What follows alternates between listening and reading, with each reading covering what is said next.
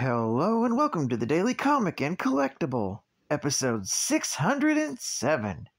Now today, the collectible of the day is the Mcfarlane Toys, DC Multiverse, Batman, 3 Jokers, the Joker, the Criminal, action figure.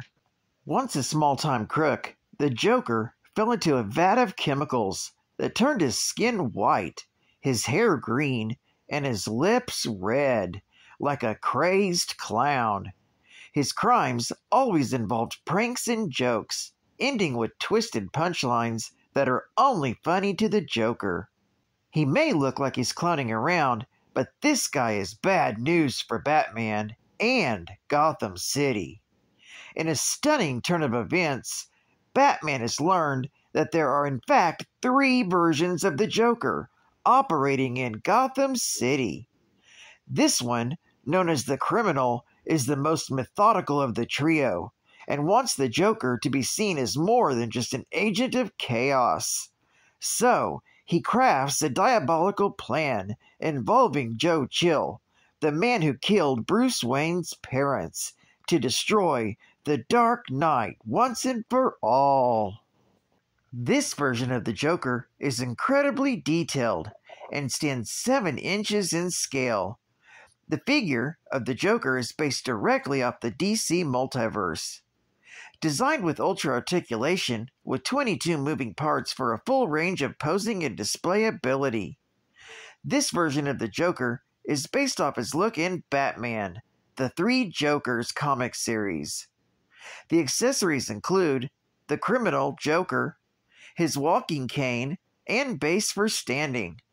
Also included is the collectible art card with figure photography on the front and character biography on the back. Joker comes in a collectors-friendly window display box and was released by Mcfarlane Toys. Now, the comic of the day is The Joker, Volume 2, Issue number 7, with a cover date of November 2021, with story by James Tynion IV, art by Gillum March, and cover by Gillum March. This issue is titled The Joker. The story opens in Peñaduro, a prison in Santa Prisca, where the villain Bane hails. There, a woman is discussing the idea of a themed tourist destination with an associate of Bane's. This woman, who's posing as an investor from a firm, is startled when a sudden cell phone rings in her pocket. This alarms the associate's guards, who had already searched her, and draw their weapons. The mystery woman answers the phone and tells the Oracle that she's busy and doesn't want to associate with the Bat family any longer, especially after what happened to her father. The guards suddenly open fire on her as she's breached their rule about no cell phones. While she runs, Oracle pleads with her for info on Santa Prisca. The woman agrees only on the condition that she gets access to Batman's intel in return. After the call ends, the woman returns fire on her would-be assailants, telling them that she doesn't like them turning the murderer of her father into a cash cow. She then reveals her identity as Julia Pennyworth. Elsewhere, in an Interpol interrogation room in France, Jim Gordon impatiently waits for the agent who brought him in. She suddenly arrives, and he tells her that he's played in this theater before. If Interpol had anything on him, he wouldn't be sitting where he is. The agent plays it cool, then answers Gordon's questions about the murder. Jim learns that Joker killed some scientists in a lab with a knife, and Jim's fingerprints were all over it. Gordon presses about the lab, and the agent tells him it was involved in the illegal cloning of human tissue. She then asks if Jim had ever heard of The Network, which he admits he has, albeit only once. This lab, she believes, belongs to the network and is used to help fake deaths of rich people looking to hide. That's when the agent asks Gordon to dinner. She reveals that he'd been waiting because it took some time to clear his name with the French government, but he's now free to go.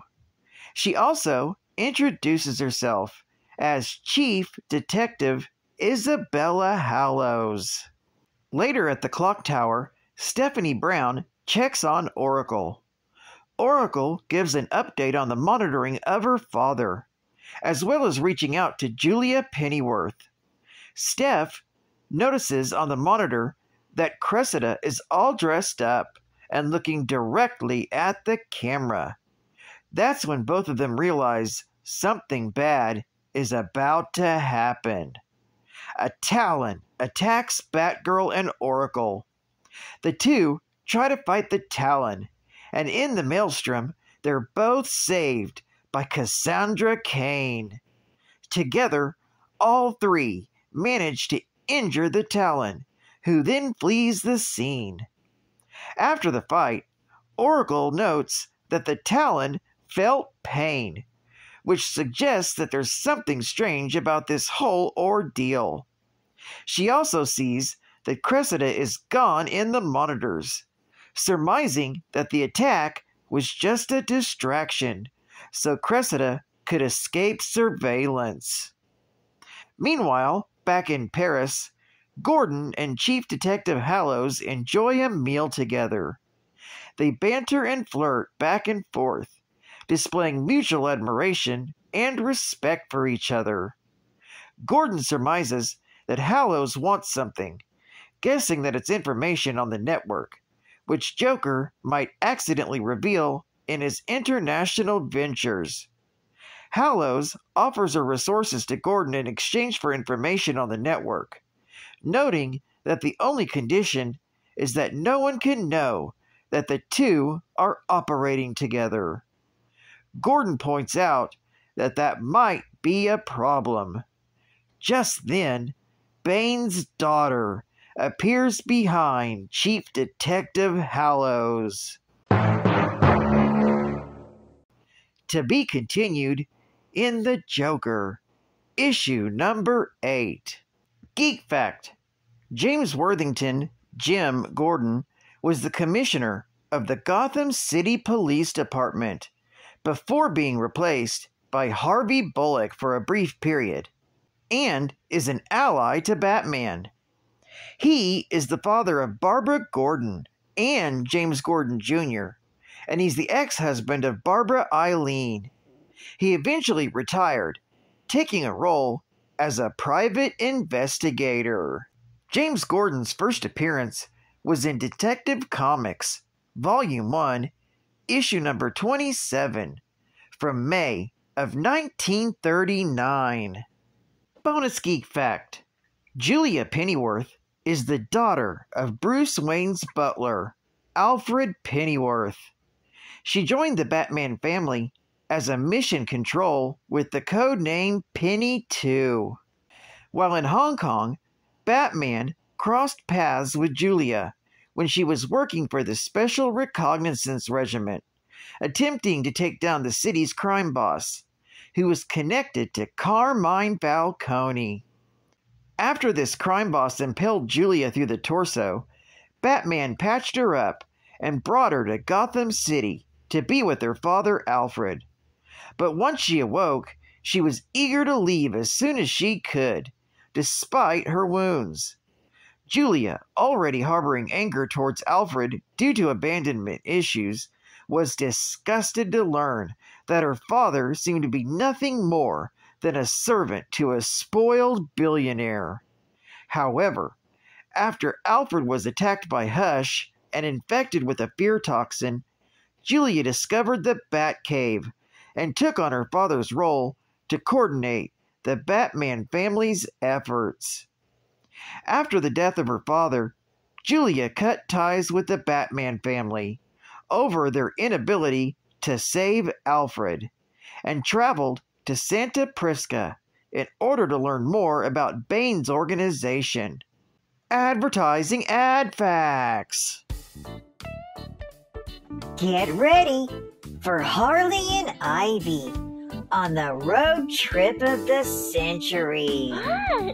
The Eat, Bang! Oh my God. Kill Tour. Harley Quinn, the animated series. A new 6-issue series spinning out of the hit HBO Max show. Written by T. Franklin with art by Max Sarin. Coming this September from DC. And final geek fact. Vengeance is the daughter clone of the supervillain Bane, who swore vengeance on the Joker after he supposedly murdered her father at Arkham Asylum.